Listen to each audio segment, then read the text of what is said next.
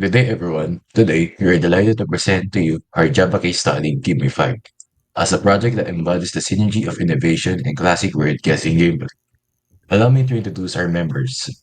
Villarina Lina, our leader, Dida Cruzquel, our programmer, and Santos Carlo, yours truly, the documentation and test analyst. Give Me Five is not just a game, it is an immersive Java-based experience that draws inspiration from the well-loved Filipino world guessing game, Pinoy Henyo. Our digital rendition encapsulates the spirit of the original game while introducing new features, taking the gameplay to a new heights. Now we delve into the gameplay mechanics. Select your preferred difficulty level, easy or hard. In easy mode, you will begin with 3 strikes, while in hard mode, you'll face the challenge of 2 strikes. Once you've selected the difficulty, choose a category from the menu. The categories include person, things, animals, places, and food.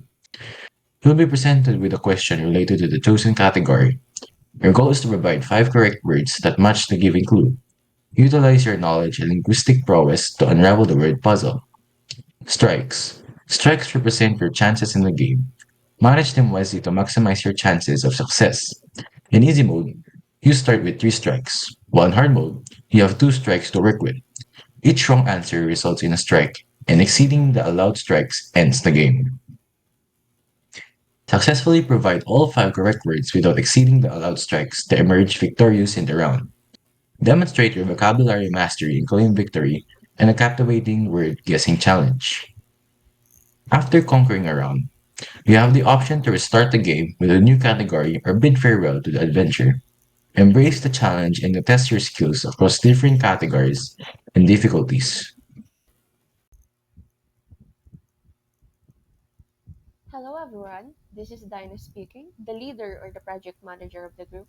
In this part, I'm going to show you how to play the game in a terminal. First, you must run this code.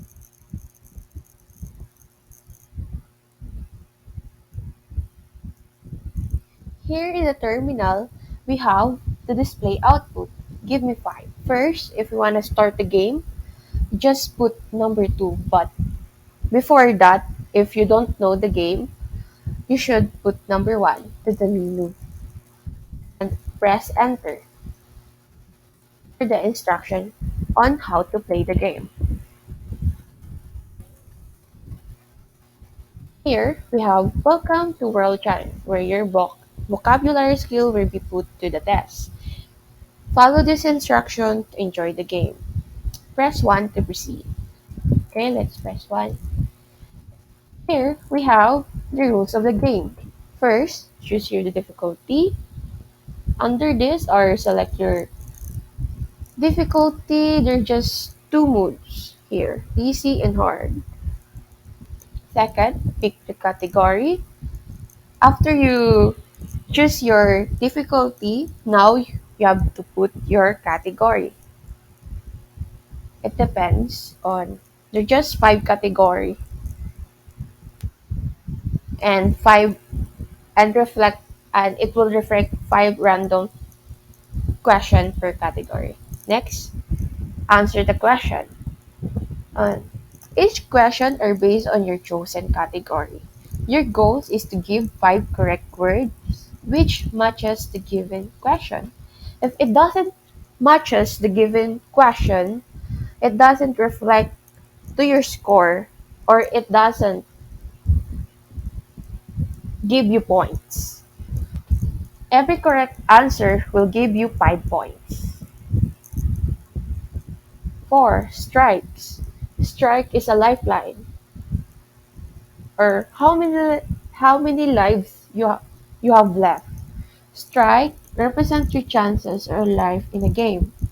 You start with 3 in easy mode and 2 in hard mode. If you give a wrong answer, you receive a strike. Be careful because you only have when all strikes are used, then it will end the program. Next, how to win the game. Success are based on your chance and life in the game. Manage your strike wisely to maximize your chance of success. every correct answer will give you 5 points. Just remember this one. We have restart or quit. There's a toggle program that will restart or quit your your game. So press one if you're done reading. So let's just press one. After that, going back and back. Okay, we have pointing system. Here's the pointing system. It's like ang pointing system is nandun din sa rules, but in this part kasi, dito na yung sasabihin yung calculation ng program or the score, about the score, yung calculation niya, based on the calculation rules. So, every question have 5 points. And only 5 points will be reflected in every question or every answer given. No repetition will be counted. So, for example, nag-input kang doctor. Pag nag-input ka ulit, it will not reflect your score. Then, this is just, one person at a time. Parang, if you're assigned, parang sa pilahan, kung nasa pila ka, kung sino yung una, siya mo na-answer. Pag hindi mo na-answeran, babalik ka sa likod. So, it means like, dapat wait your turn to answer. At itong game nito is, naman siya, adjustable naman siya sa magiging kung sino yung magpapalaro. So, be creative na lang. Basta yung score, as long as you follow the 5 points each question. So, go back to the menu. Okay, menu, let's just start the game. First, when you start the game, you're about to start the game. Press any key to continue. Just suppose of a program that you already start the game. Wala nang balikan to. So, start. So, here we have select difficulty. Okay, first we have to select easy mode. It depends on the difficulty you want. So, I want easy for now. Here, after you enter wide or enter easy mode, there's a display here that you already enter. You select easy mode. Just a system pause. Um, Ito na po yung magsasabi if you wanna restart the game, press enter to 1 or press 1 to proceed or type exit. You should really type it like this, exit. Kung paano siya. To cancel or to restart the game. Kung gusto mo siyang i-restart tapos gusto mo pala ng hard question, so ito yung gamitin mo. Gamitin mo yung exit. So, enter. Ito, magsasabi pa siya kung do wanna play again. Parang inulit pa niya kung gusto mo pa talaga mag-restart. So, if yes, it will go or itatapon niya to doon sa you're about to start the game. Press any key. So, pipili ka ulit. Yun yung nag-restart yung game. Kung itutuloy natin siya, like proceed, here, click na yung category. Mag-choose ka na sa 5 category na nandito. For example, I choose the category in people. Yan, nakalagay dito, yung mood is easy. Tapos yung category natin is people. Yung question here is name 5 common profession. For example, okay, let's just put some, for example, we have doctor. Ito, nasabi to na correct siya. Kasi nasa program yung doctor. Na-record yung doctor doon. Which, nandito siya sa may start. Easy people. Easy people. Ito yung naka-record lang ng mga profession dito. Kung wala dito, yung profession na tinype mo, even though part siya ng profession, hindi siya magre-reflect kasi kung ano lang yung nasa game, yun lang yung dapat na dapat hulaan ng player. That's the purpose of the game. Give me 5. It's just a random thing. So, ito na lang yung ginamit namin para yung program ay may specific. Hindi na siya mag-random. Ito na siya. Parang ito na lang yung pinaka-random bar pinaka-variables. Something. So, ito, your answer is being recorded. Yung score mo is 5. Kasi, in every answer, may reflection na 5 points. Out of 5, meron ka ng isang correct answer. To continue the game, just press enter. Ito, what if, ito na yung sabi ko kanina na bawal mag-repetition sa answer. For example, ito siya, pag nag-input ka ulit ng doctor, ito yung magiging stay niya. You have already entered this profession. Please enter a different one.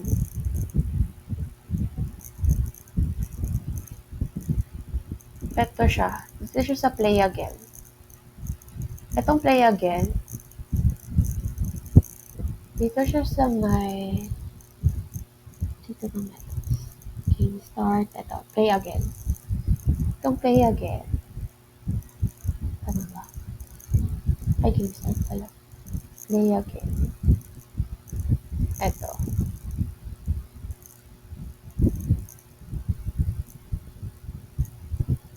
Mali.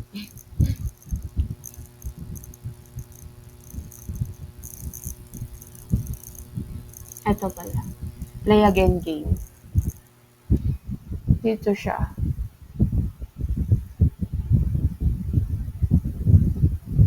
Mali. Hindi natin nalagay.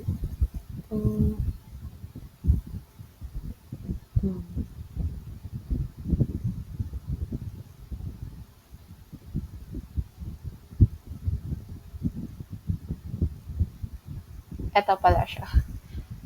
If if statement siya nakalagay. And papasok tong on game. Dito yung on game. Fashion. Multiplayer. Dito. Okay, next. Para naman pag wala sa choices. For example, flight attendant. Di alam ng players na wala pala yung flight attendant. Ano magiging display niya? Yung display niya is not in the category. You only have 2 strikes left. Kasi, bakit 2 strikes na lang? Kasi we have 3 strikes eh. We are supposed to have 3 strikes. Pero nagkamali ka. So, nabawasan na yung life mo. Remember, 3 strikes for easy and 2 strikes for hard.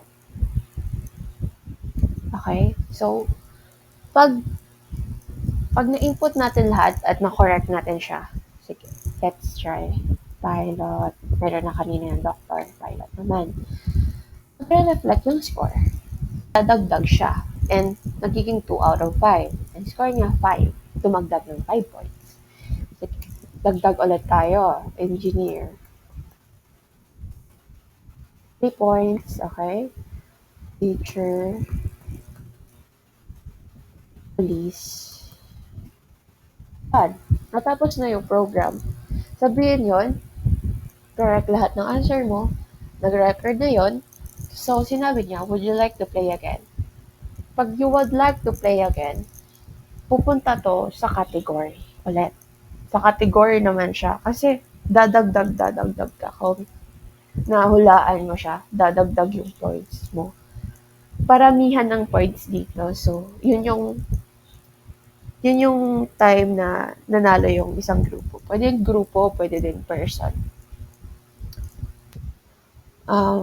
Sige, let's try sa mag-continue. Pero, para pag i-end natin, wag muna natin i-continue. End muna natin. Hindi muna natin mag-play again. Yan, thanks for playing. Score, save successfully. Press any key to save file. Naka-filehan din to. Naka-save to sa text file. Press any key to save file. Let's see. Yan, na-save na siya. Save file successfully. Thanks for playing. Ito siya, yung text file niya nandito na. Nakalagay dito, your score result is 25. Delete muna natin to. Tapos, ulit natin yung program.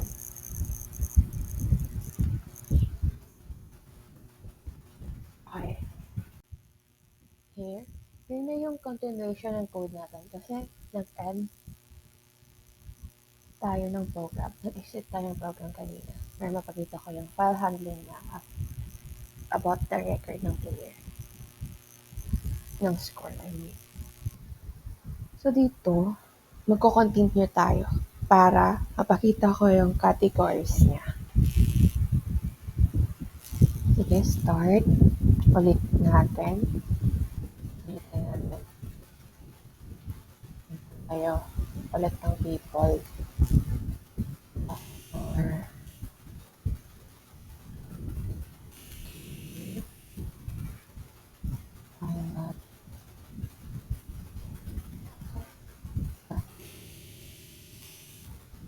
please. And dito na tayo. Would you like to play again? And press tayo. Yes. Enter. Pwede din yung capital letter. Yan. Pick a category. Ulit naman. So, dito naman ulit tayo sa dito naman tayo sa things. Lagay dito, PC, category na. Nag-change na siya. Things na. Ito naman yung question niya. Panibagong question. Name 5 household appliances. Under siya dito sa may easy things. Para madali na lang yung program. Tingnan natin pag nag-add. Ito, for example, microwave. 6 out of 5. Kasi ito mag-tag siya. Hindi, fix kasi ito siya kanina. 5. Press, toaster. Yan, 7 out of 5. Dumagdag siya. Ito lang kasi hindi siya na-fix. So, minus. So, refrigerator.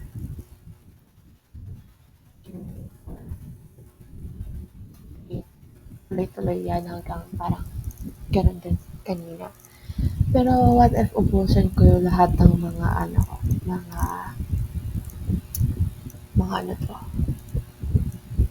mga strike. For example, lagay lang akong fan. Strike. So, nag-add siya ng points. Pero, bawas lang siyang isa from the points.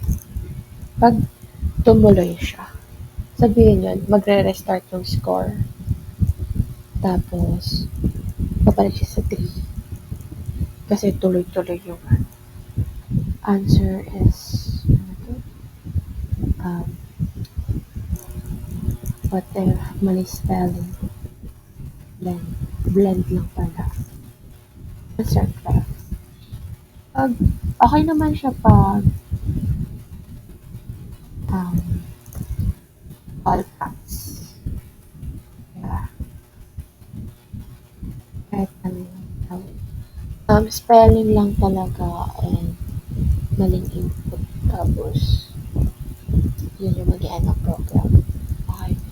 Sample, poster, S pala. Ayan. Game over na. Wala na program. So, next naman. Ganun din siya sa hard question. Ganun din siya. Ganyan. Hard question, continue. Hard. Ganun lang din. Yung process niya, yung pagkakaiba lang nila is yung question, tapos yung strikes. Ito. Iba lang yung question niya. Ayan. Dapat Mary Curie. Ayan. Ganun lang din. Ganun lang din siya.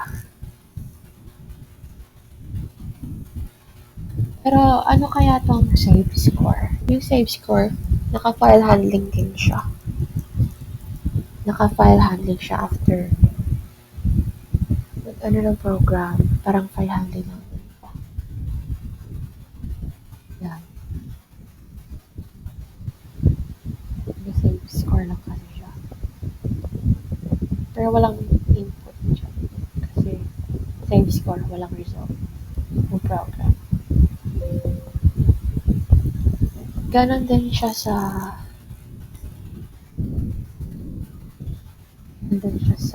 exit the program. Kaso, yung program, exit ng program is parang ganito. Complete siya na file handling. Malinis siya ganyan. Ganyan lang siya. Score, save successfully. And thanks for playing. Yun lang, nakasave na siya. Pero 0 ang result. Kasi wala naman naglaro. So, that's it. Dito naman sa code, ito yung mga ginamit namin. Ito yung sa display rules. Ito yung get. First muna is save the file as give-me5.java. At tapos ito dapat nakaganyan din yung class name para mag-compile yung code. Pag mali yung name na dito, hindi siya mag-run. Compiler error siya. So, ito yung main program. Display, status, another class, tas for later.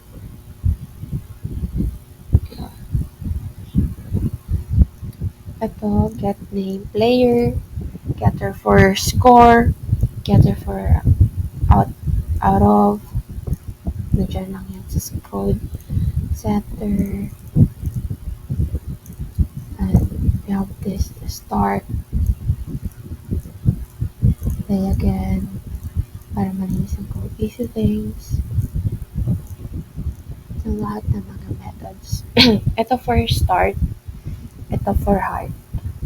Ito yung mga categories with the question. And clear console. Ito for clear console. Pag hindi gumana yung, for example, ito, hindi siya gumana. Pag hindi siya gumana, kasi sometimes hindi to siya yung ginamit namin dito is ito, clear console. May try catch siya para magkaroon ng system clear, parang sa C++.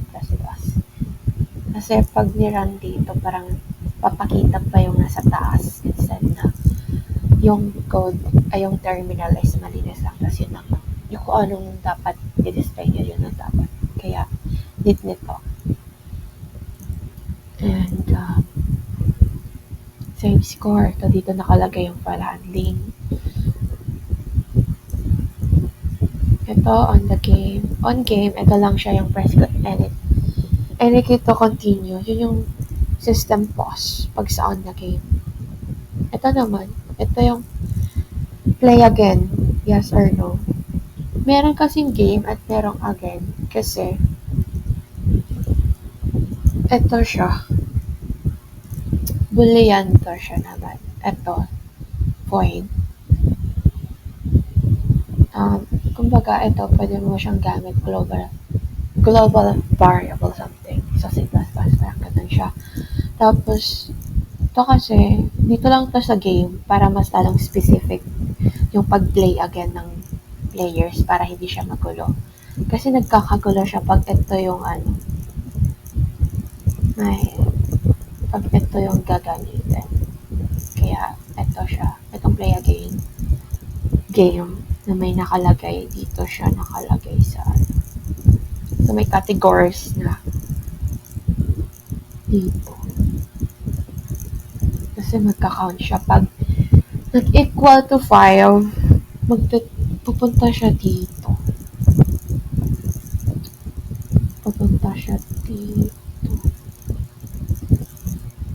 pag true ito siya y ito yung tapos babalik siya doon sa kasi true or false lang babalik siya dito sa may on game. Dito na. Hindi dyan. I mean, dito. Dito ba? Dito.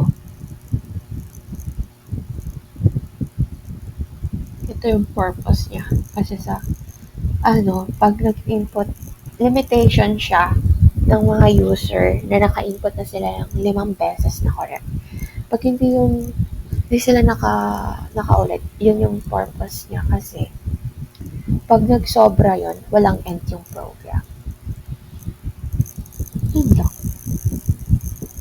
Thank you.